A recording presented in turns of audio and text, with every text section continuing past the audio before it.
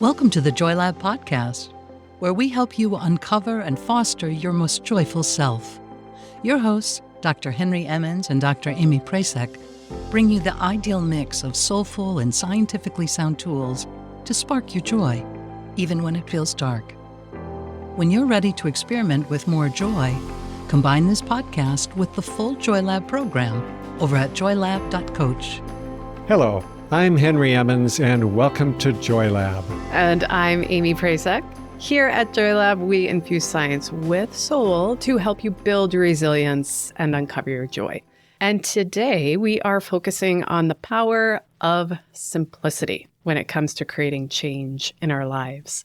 This conversation, I think, is a really nice partner to some of our episodes on self-care and resolutions, which has been really the last 10 or so, I'd say, the bulk of what we've done in this last beginning of 2024. Well, I am all about simplicity, but that has not always been the case. I'm thinking back, I used to get really frustrated, for example, about kind of the role and the idea of antidepressant medication when it was often seen as the only intervention that folks needed to treat depression.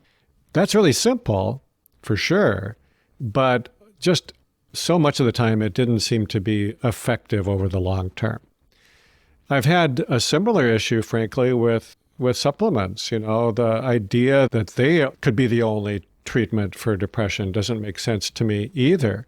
In fact, when I was invited to write my first book, and the invitation was to write a book about using supplements for depression. Clear, simple, kind of easy approach to the topic. But I just said, no, I'm not interested in that. I don't really want to do another book about just using one thing or one class of things for depression. The natural therapies, obviously they're more natural. They might be safer than medications. They might even work a little better in the long term. But is it really that different from the idea that just taking a pill is going to solve everything? You're still relying on one thing, and it just isn't enough, in my view, to boost resilience long term, which should be our aim. So I've come to realize that there is a difference between being simple and perhaps being too simplistic. And often I think it is overly simplistic to rely on one thing, whether that's a medication or a natural therapy or something else to solve everything. Sometimes it works, and then I am totally fine with it, really. But for most of us, it's just not enough, and we really, really do need to make other changes in our lives. So we do need to practice self-care.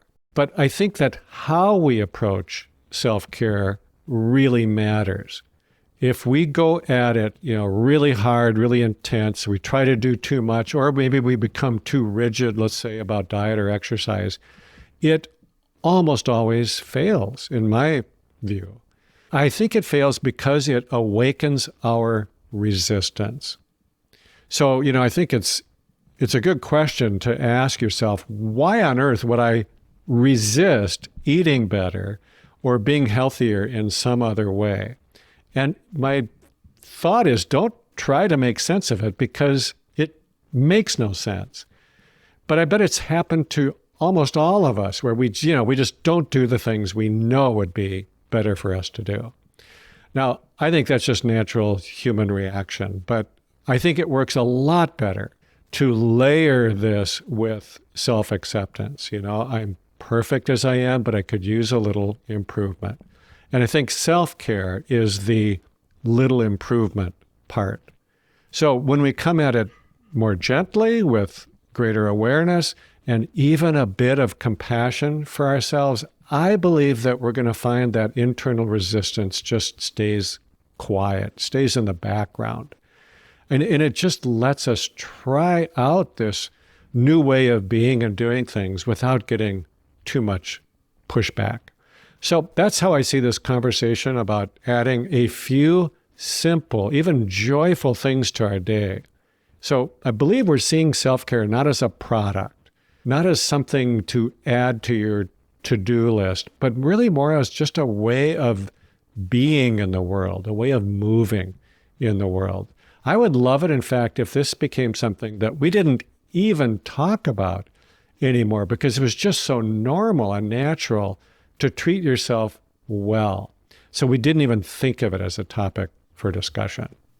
Yeah, I think we will hopefully with these conversations get to that point. We'll talk about it so much that it will become the habitual care and feeding and good treatment of ourselves. I love what you noted, Henry, that this is about simple and not simplistic as well. And we layer it with self-acceptance.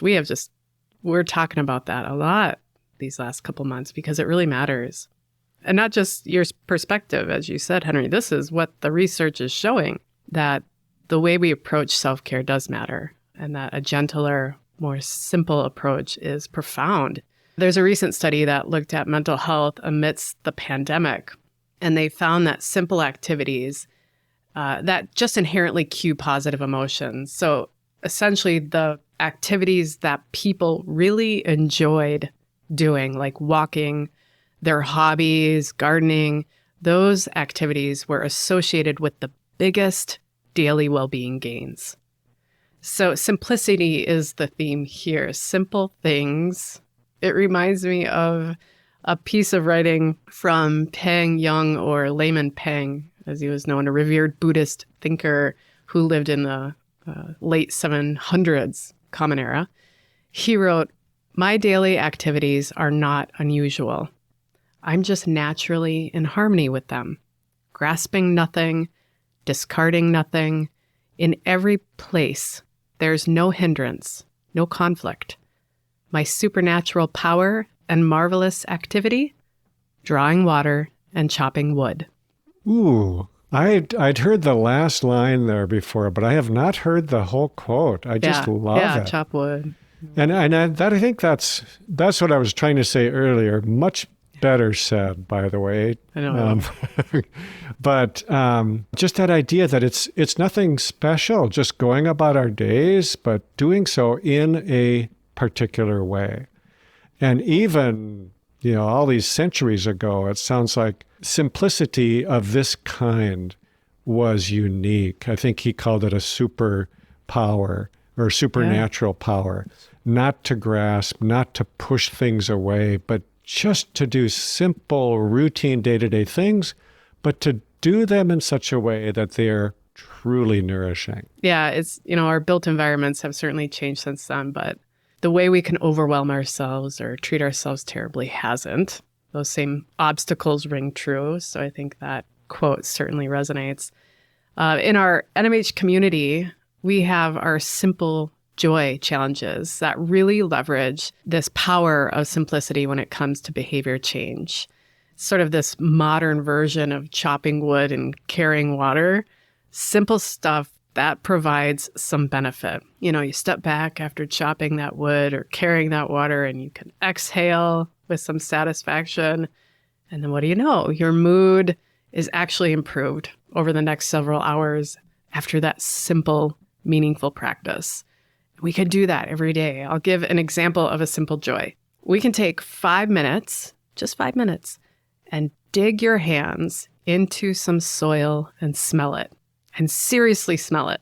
So this could be a pot outside, or your garden, or an indoor plant, or an herb in a pot. It can be very simple. You don't have to bury yourself in it, your arms. You don't have to get so dirty. You can just move the dirt around a little bit and literally smell it. And the idea here is that there are bacteria, some common safe bacteria that live in healthy soil, and that when we dig around a bit and get these microbes kind of moving around, we end up inhaling some of them, and they can actually stimulate the release of serotonin, which can help us feel a bit happier and more relaxed. So you can smell some dirt on your dream board or on your resolutions list, something very simple. And then also referring back to our community, I think that group experience is really helpful to this kind of shared simple joy. So if you haven't joined us already, please do.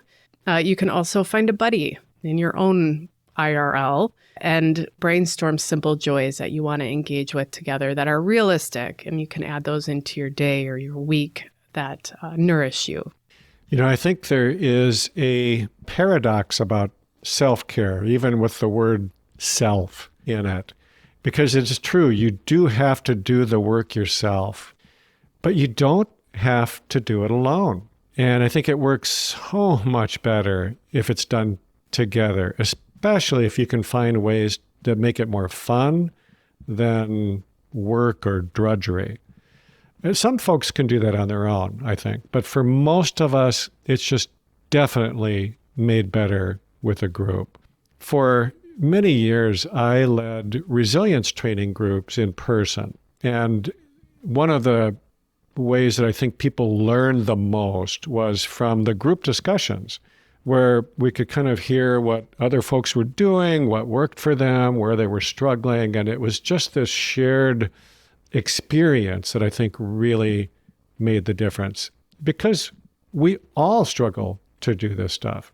Even when we know it's good for us, knowledge is not the issue with why we don't stay with self-care routines. It really isn't. It is much more to do with changing behaviors, which are very difficult to do. There's so much that goes against us really changing these long-standing behaviors. And then staying motivated, also hard to do, and finding ways to enjoy it, which is not so hard to do. It's a pleasant thing to do. Enjoy it so that we're more likely to keep doing it. And I think that's what we are trying to create in our online community. And Aimee and I and our entire natural mental health team are truly committed to creating a vibrant community, and one that supports this kind of long-term change that is just so hard to do on our own. Yeah, I think I've said this before, and it's also because come this month, I am craving my garden, but I think of companion planning when it comes to self-care, this idea that as a community, we can create a space. We do. The spaces are created. We can be more conscientious about how we create those spaces. But we can do so in a way where we thrive more together than we would alone. And that works for introverts as well. Like just having a healthy plant next to you is supportive. You do not have to have small talk with that plant. You do not have to engage necessarily.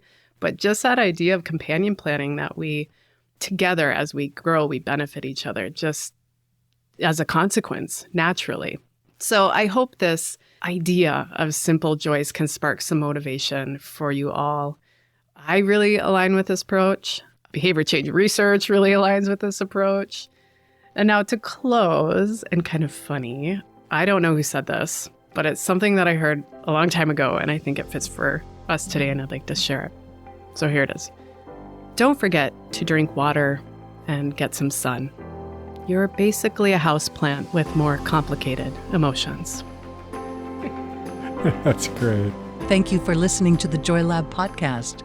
If you enjoyed today's show, visit joylab.coach to learn more about the full Joy Lab program. Be sure to rate and review us wherever you listen to your favorite podcasts. Please remember that this content is for informational and educational purposes only. It is not intended to provide medical advice and is not a replacement for advice and treatment from a medical professional. Please consult your doctor or other qualified health professional before beginning any diet change, supplement, or lifestyle program. Please see our terms for more information.